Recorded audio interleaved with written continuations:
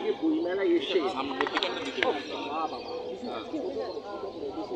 আজকে বইমেলায় এসে আপনার কি অনুভূতিটা করছে বইয়ের রাজ্যে এসে?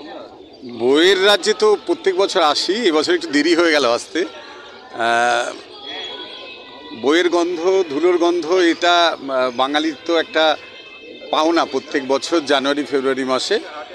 তো ভালো লাগলো যে এবছরও গতবারের মতো এবছরও একটা বই প্রকাশনী সংস্থার কাছে আসলাম এবং সেখানে দেখলাম যে সুদূর বাঁকুড়ার এক প্রাক্তন প্রধান শিক্ষক তার জীবনের ভাবনাটা তুলে ধরেছেন কলমের মাধ্যমে। তার সুযোগ্য কন্যাও তার সঙ্গী রয়েছেন। এই সমাজ সচেতনমূলক বইগুলো বেরোয় যে এটার বইমেলাতে বেরোনো একটা বড় উদ্দেশ্য, এত বড় দর্শক মণ্ডলীকে একসাথে পাওয়া। তো সেটা একটা বড় পাওনা। আর আমার তো কাছে নতুন বই প্রকাশ মানেই সেটা একটা নতুন বইয়ের গন্ধ যেমন ভালো লাগে, তেমন নতুন একটা বিষয় জানা।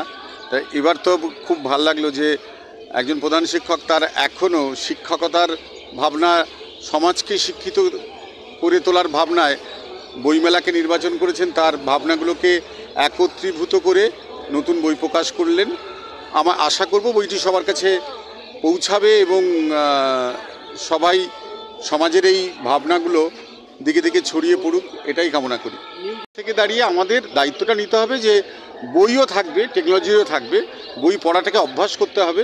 বই পড়াটাকে একটা প্রতিদিনের দৈনন্দিন অভ্যাসের মধ্যে পরিণত করার উদ্দেশ্যে বইমেলাটা আরও বহু বছর থাকুক এবং আমরা যেন আমাদের পরবর্তী জেনারেশন যেন এটাকে